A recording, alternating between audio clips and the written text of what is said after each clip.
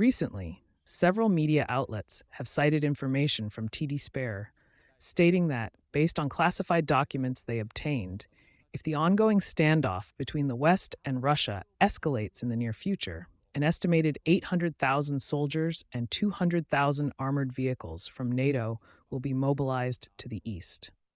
However, there is no doubt that mobilizing such a massive force would require an enormous amount of work, far surpassing any military operation the world has witnessed in recent history. NATO is planning to deploy 800,000 troops along with 200,000 armored vehicles to the east if tensions with Russia escalate.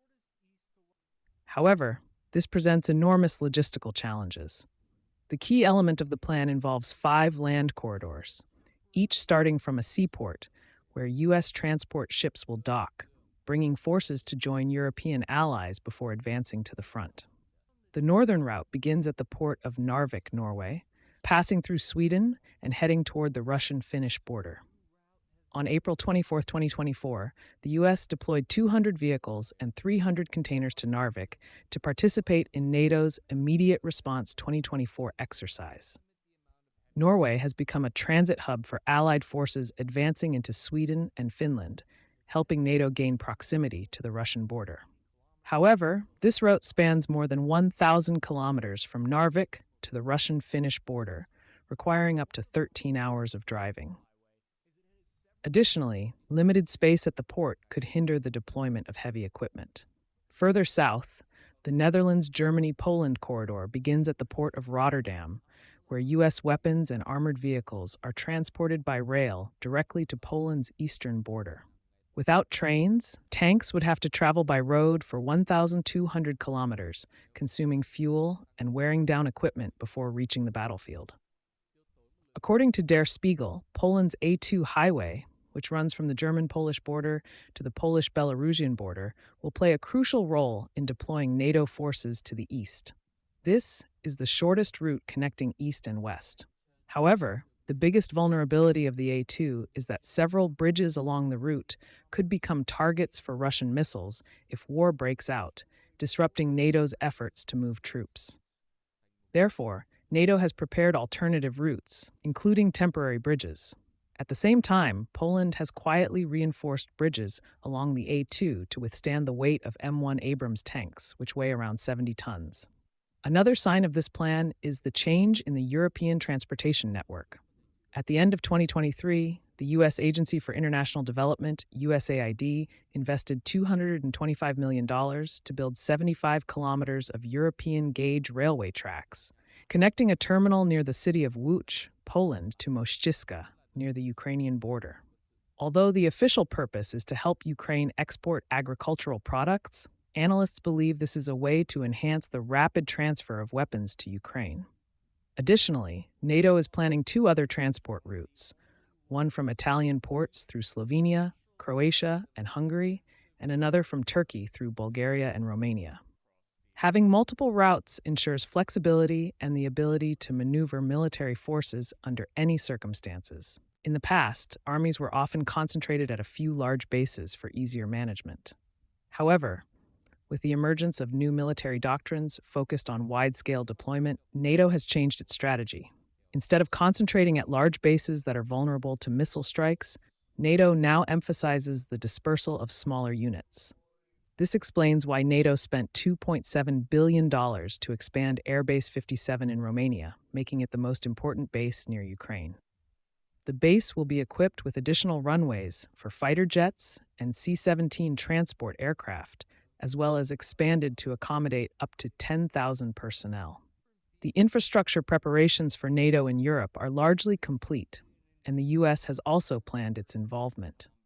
The U.S. will utilize a strategic rail network spanning 62,000 kilometers, connecting 193 military facilities to ports on the east and west coasts, from where forces will be transported to Europe. The 2 main ports are Beaumont, Texas, and Charleston, South Carolina, with the deployment of a heavy armored brigade taking approximately 3 weeks.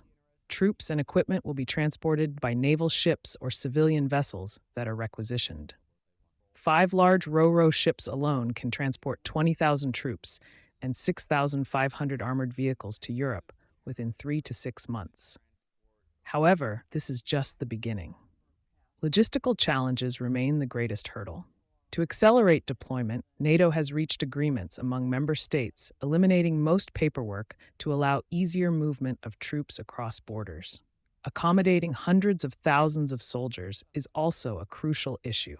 Supply stops will be arranged every 300 to 500 kilometers to meet the needs of the troops. Additionally, Der Spiegel reports that Germany may need to grant more authority to federal police and consider conscription to help manage prisoner of war camps if necessary. We must carefully examine the classified military documents that Der Spiegel accessed. It cannot be ruled out that this is a deliberate action by NATO aimed at signaling Moscow that they are serious about the threat of war. This could be similar to Russia's disclosure of its nuclear war plans in February 2024, which was intended as a deterrent. This argument is further supported by the fact that in July 2024, unnamed Western officials confirmed NATO's deployment plans through The Telegraph and Newsweek. A spokesperson for Germany's Ministry of Defense confirmed that this is part of the national defense strategy. NATO also emphasized that the ability to rapidly deploy forces to the eastern flank is central to its deterrent strategy. If the adversary does not believe NATO can defend, they will not be deterred. Although NATO's official stance is to avoid conflict with Russia, they are still preparing for every scenario. As NATO Commander Christopher Cavoli has said, NATO's goal is to prevent war, not seek conflict. Contingency plans are only to ensure readiness, not an indication that war is imminent. However, critics argue that large-scale troop deployments may unnecessarily escalate tensions, pushing the situation toward confrontation. Russia has condemned NATO's actions as aggressive, violating agreements to reduce military presence near borders, while NATO asserts that the root cause lies in Russia's war in Ukraine. Despite facing many challenges, NATO has been actively changing its troop mobility strategies to enhance collective defense capabilities. Each member nation has been assigned a specific role. The UK and France are investing in naval, air forces, and nuclear weapons. Poland is focusing on the army and tanks, while Germany plays the role of an industrial hub for the production of artillery and ammunition. NATO has currently increased its artillery shell production to 2 million rounds per year, with the goal of reaching 3 million by 2025. The Baltic states are focusing on cybersecurity, while the U.S. leads and coordinates all of the alliance's military activities.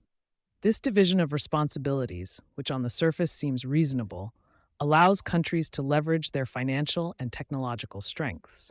However, some experts have criticized this approach, arguing that it relies too heavily on trust and resource sharing between nations. If trust falters, the defense strategy could face risks. Additionally, the specialization of each country in specific areas creates vulnerabilities if the alliance does not remain united. To mitigate these risks, NATO has focused on preventing war from the outset. Since 2015, they have deployed 4 multinational battle groups, with close cooperation among member nations to ensure cohesion and combat readiness. According to General Christopher Cavoli, NATO's supreme allied commander in Europe, the first step NATO took to respond to Russia's military actions was to strengthen its military presence on the eastern flank. Over the past 2 years, the number of countries receiving military support has increased to 8, including Bulgaria, Estonia, Hungary, Latvia, Lithuania, Romania, and Slovakia. Under NATO's doctrine, this military presence creates a defensive buffer, preventing Moscow from expanding a full-scale war. This troop deployment plan is one of NATO's most significant military strategies in recent times, reflecting a major cooperative effort to bolster collective defense capabilities.